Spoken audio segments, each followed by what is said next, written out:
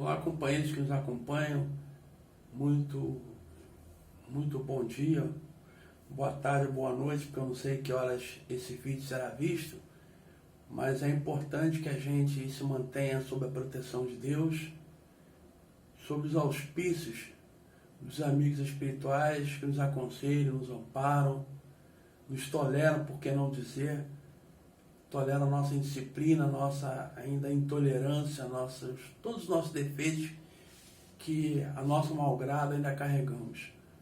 Nós dedicamos a nossa exposição de hoje aos companheiros do Centro Espírita Luz e Verdade, em São João de Meriti, a quem dedicamos um apreço todo especial por companheiros fraternos e amigos que são.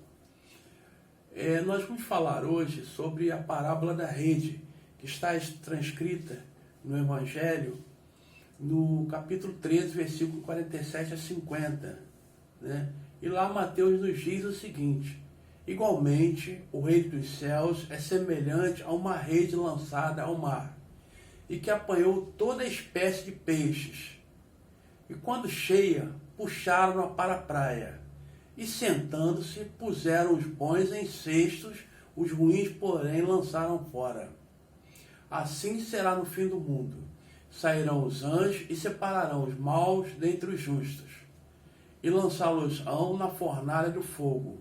Ali haverá choro e ranger de dentes. Nós sabemos que Jesus, quando falava à época, ao povo da época, usava os costumes da época para retratar um ensinamento futuro. E não foi diferente dessa vez.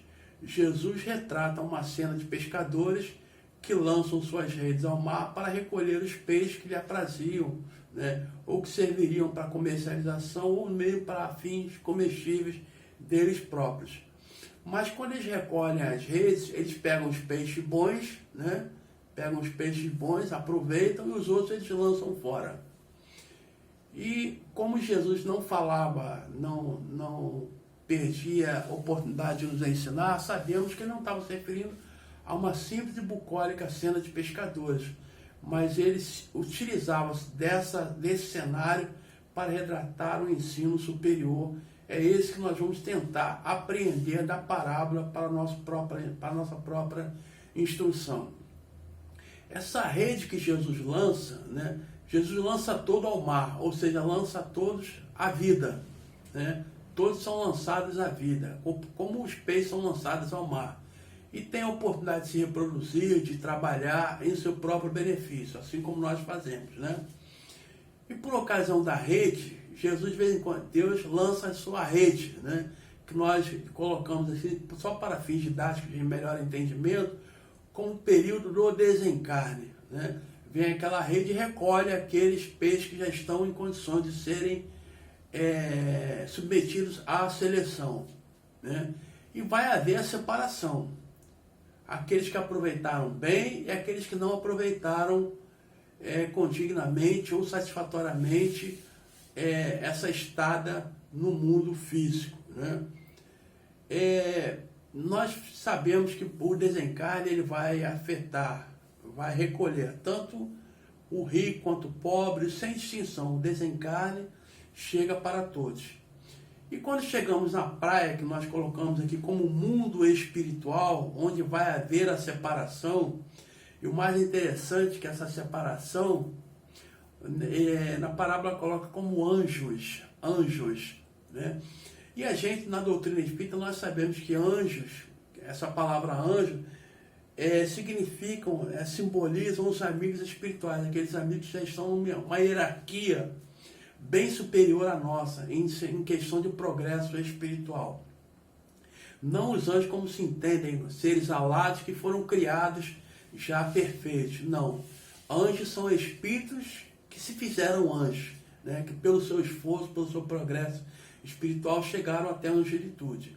E quando chegarmos ao mundo espiritual, embora a consciência seja o nosso juiz, nós precisaremos sim de anjos, ou seja, melhor dizendo, espíritos que estão acima de nós, no que tange ao progresso espiritual, que vão nos ajudar a chegar à conclusão de que nós precisamos, somos bons peixes, ou se precisamos ainda ser lançados de volta ao mar para poder crescer e se tornarmos bons peixes, até sermos recolhidos pela rede e termos um bom destino.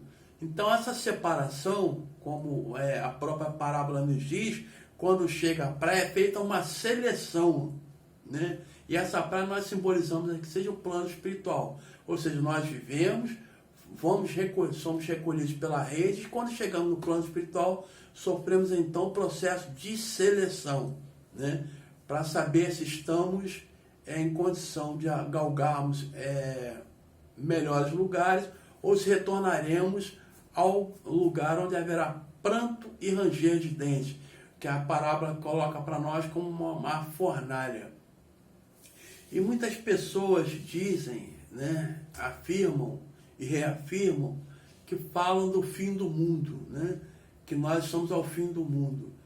Depende muito da conotação que se queira dar ao fim do mundo. Para alguns espíritos recalcitrantes que não se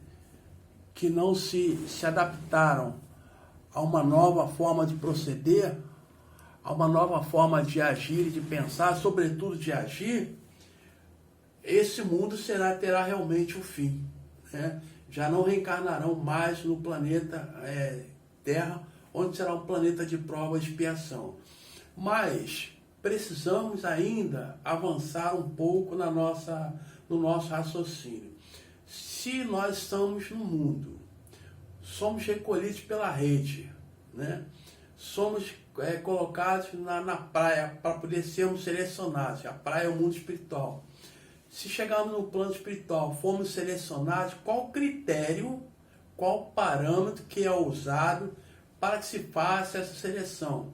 Em saber se nós precisamos retornar ao mundo físico para aprendermos a nos depurar, e haverá aí no plano físico pranto e ranger de dentes, porque infelizmente nós, seres humanos, aprendemos ainda muito mais na dor do que no amor.